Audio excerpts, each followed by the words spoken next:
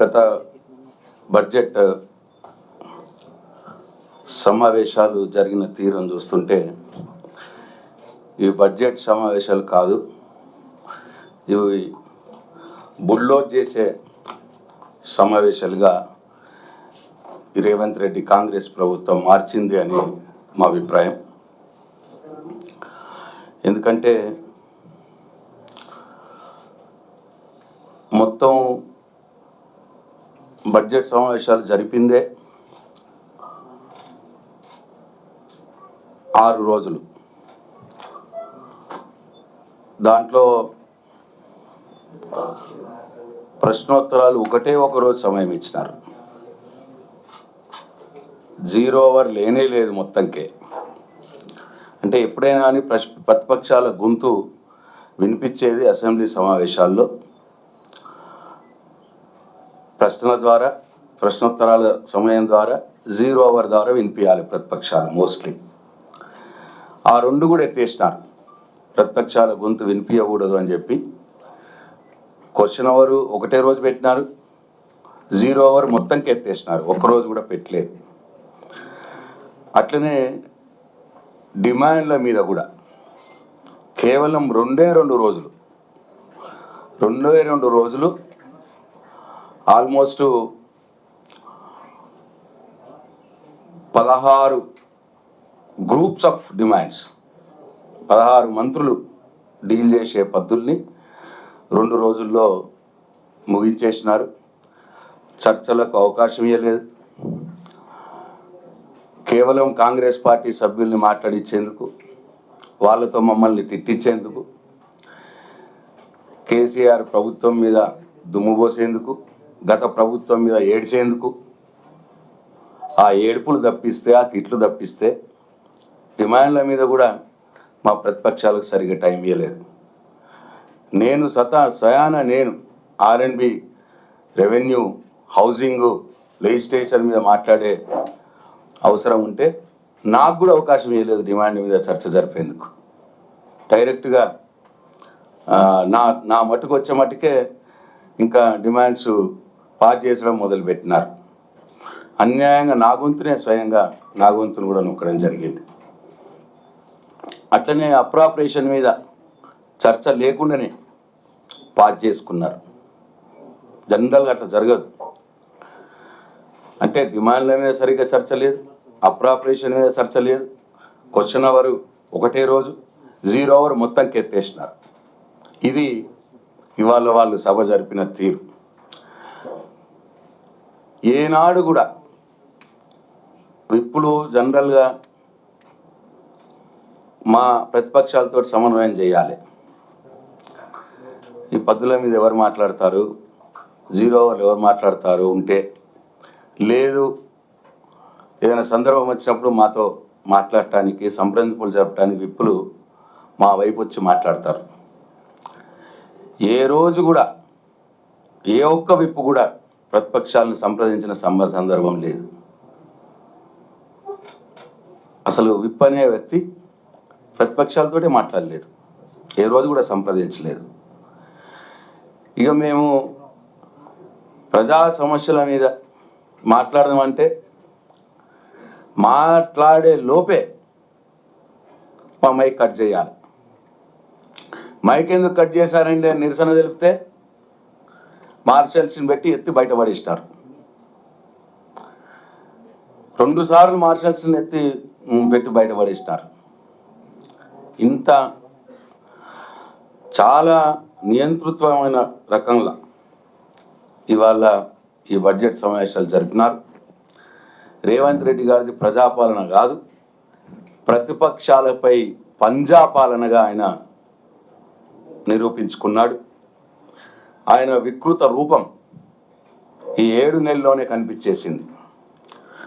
అసెంబ్లీలో ఆయన వ్యవహరించిన తీరు, అసెంబ్లీలో ఆయన వాడిన భాష, అసెంబ్లీలో ఆయన చూపెట్టిన హావభావాలు, ఇవన్నీ కూడా ఆయన వికృత రూపాన్ని కేవలం 7 నెలల కాలంలోనే మాకు ప్రతిపక్ష సభ్యులకు అట్లనే ఈ రాష్ట్ర ప్రజలకు చూసే దౌర్భాగ్యం, దురదృష్టం కలిగినందుకు నేను బాధపడతా ఉన్నాను. ఇదంతా చూసి సీనియర్ సభ్యుడైన ఓవైసీ గారు కూడా, అక్బరుద్దీన్ ఓవైసీ గారు కూడా ఒక దశలో, అంటే ఎజెండా పొద్దున షార్ట్ డిస్కషన్ ఎజెండా ఉంటే 10 గంటలకు 11 గంటలకు షార్ట్ డిస్కషన్ ఉంటే అదే రోజు పొద్దున 4 గంటలకు 5 గంటలకు మాకు ఎజెండా పంపించడం. అంటే అవకాశం లేకుండా మేము ప్రిపేర్ కావద్దు, ఆ సబ్జెక్ట్ మీద మాట్లాడద్దు, ఎజెండాని ఏ రోజు కూడా ఒకరోజు మొదలు 24 అవర్స్ మొదలు వాళ్ళు ఇవ్వలే, ఏ రోజు కూడా.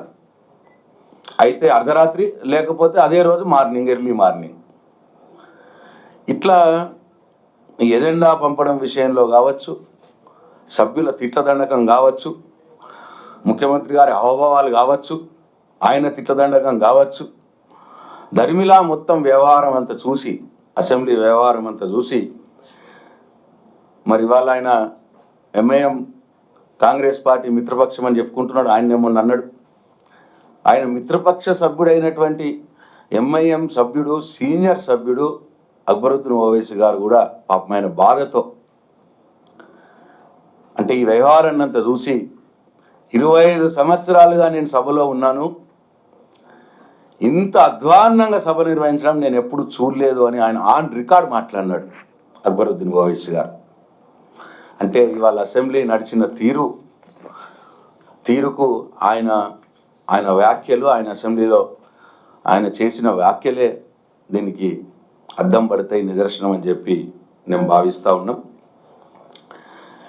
రేవంత్ రెడ్డి గారు జనరల్గా ముఖ్యమంత్రి గారు అంటే ఏంటి, సభకు సభానాయకుడిగా వ్యవహరించాలి.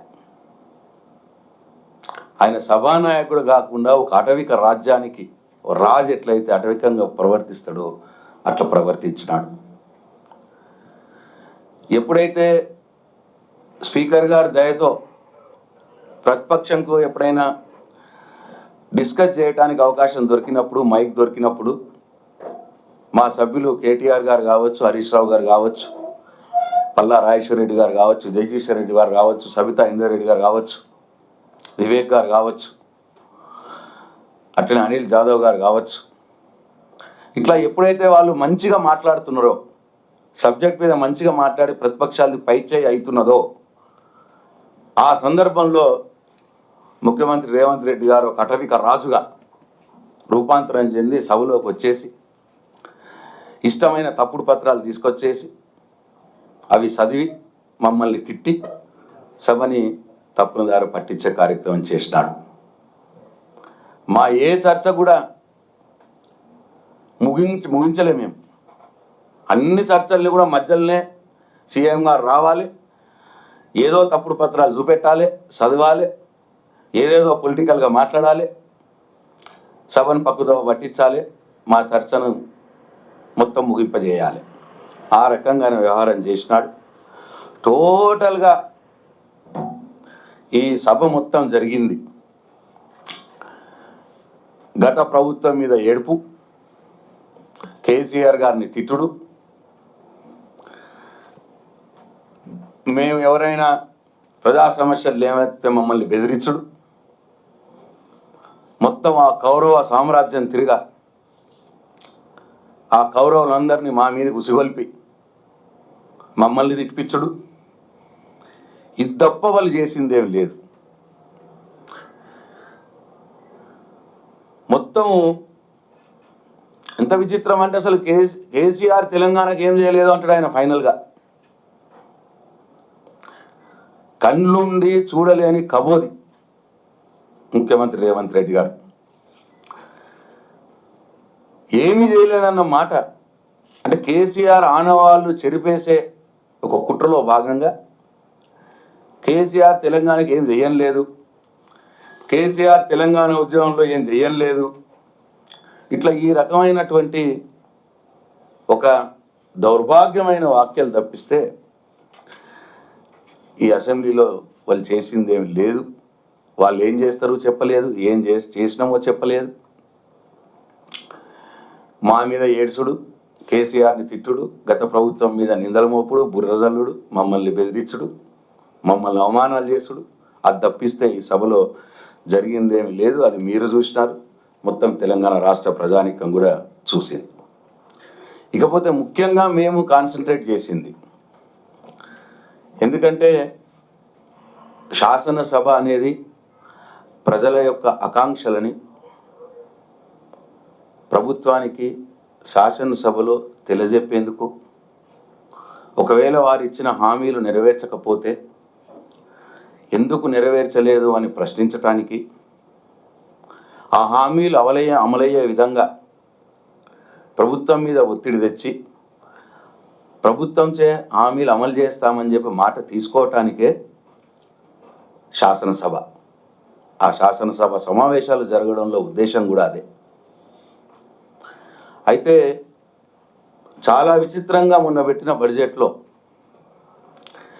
ఏ 6 గ్యారెంటీలు, ఏ 13 హామీలు, ఏ 420 వాగ్దానాలు తెలంగాణ ప్రజలకు ఎన్నికల కంటే మొదలు చెప్పి, ఎన్నికల ముందు చెప్పి ఓట్లు వేయించుకొని వాళ్ళ అధికారానికి వచ్చినాడో రేవంత్ రెడ్డి, ఈ కాంగ్రెస్ ప్రభుత్వం, ఆ గ్యారెంటీల ఊసే లేకుండా పోయింది. బడ్జెట్లో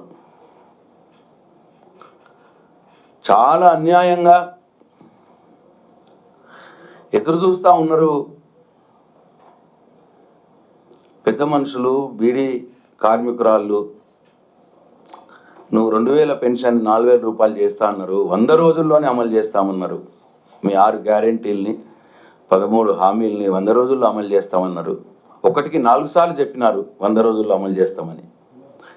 అయ్యా 100 రోజులు అయిపోయినాయి, 200 రోజులు కూడా అయిపోయినాయి, ఇవాళ 8వ నెల జరుగుతూ ఉన్నది. మీ హామీలు ఏమైనాయి? మీ 4000 రూపాయల పెన్షన్ ఏమైంది అంటే సమాధానం లేదు. బడ్జెట్లో ఎందుకు పెట్టలేదు? మీ 4000 రూపాయలు ఇస్తామన్నారు కదా, ఎందుకు పెట్టలేదు బడ్జెట్లో అంటే సమాధానం లేదు. ప్రతి మహిళకు 2500 రూపాయలు ఇస్తామన్నారు, దాన్ని బడ్జెట్లో ఎందుకు పెట్టలేదు అంటే సమాధానం లేదు. ఉద్యోగికి భరోసా కార్డు ఇస్తామన్నారు, దాంతో ఫీజులు కట్టుకోవచ్చు, ల్యాప్టాప్లు కొనుక్కోవచ్చు అని మాట చెప్పినారు. విద్యార్థులకి భరోసా కార్డు ఇస్తామన్నారు, ఫీజులు కట్టుకోవచ్చు, ల్యాప్టాప్లు కొనుక్కోవచ్చు అని అన్నారు. దాని ఊసెందుకు లేదు బడ్జెట్లో అంటే సమాధానం లేదు. నిరుద్యోగులకు 4000 భృతి ఇస్తామన్నారు, దాని ఊసేంది, దాని సంగతి ఏంది అని అంటే దానికి సమాధానం లేదు. రైతు భరోసా 15000 రూపాయలు అన్నారు, మరి దానికి సరిపడా డబ్బులు లేవు అని అంటే దానికి సమాధానం లేదు.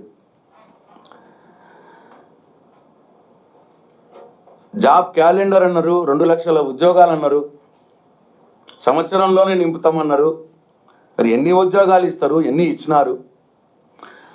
ఆ ఉద్యోగాలు, కొత్త ఉద్యోగాలకు సరిపడా బడ్జెట్లో డబ్బులు పెట్టినారా? ఇచ్చే ఉద్యోగాలకు జాబ్ క్యాలెండర్ ప్రకటిస్తామన్నారు అని అంటే దానికి సమాధానం లేదు. ఆ ప్రకటించిన జాబ్ క్యాలెండర్ అసలు చట్టబద్ధత తెస్తామన్నారు. జాబ్ క్యాలెండర్కు మేము అనగా మొన్న చివరి రోజు తెచ్చినారు, దాని సంగతి చెప్తాను. ఇట్లా 100 రోజుల్లో మీరు ఇచ్చినటువంటి ఏ గ్యారెంటీ కూడా అమలవుతలేదు. రుణమాఫీ అన్నారు, ఆగస్టు 15 అన్నారు, దాని సంగతి చక్కగా లేదు. ఇవాళ ఈ గ్యారెంటీలు ఏమైనాయని చెప్తే ఎందుకు లేవు అని చెప్పి గట్టిగా అడిగితే మా మైక్ కట్ చేస్తారు. మైక్ ఎందుకు కట్ చేస్తున్నారు? నిరసన తెలిపితే మార్షల్లను పెట్టి బయటకు పంపిస్తున్నారు. అంటే ఒక ప్రతిపక్ష సభ్యులుగా ప్రజల కోణంలో ప్రజల సమస్యలను, ప్రజలకు మీరు ఇచ్చిన హామీలను అడిగితే మైక్ ఇయ్యరు. మైక్ ఎందుకు ఇస్తలేమని నిరసన తెలిపితే మార్షల్లను పెట్టి ఎత్తి బయట పడేస్తూ ఉన్నారు మమ్మల్ని.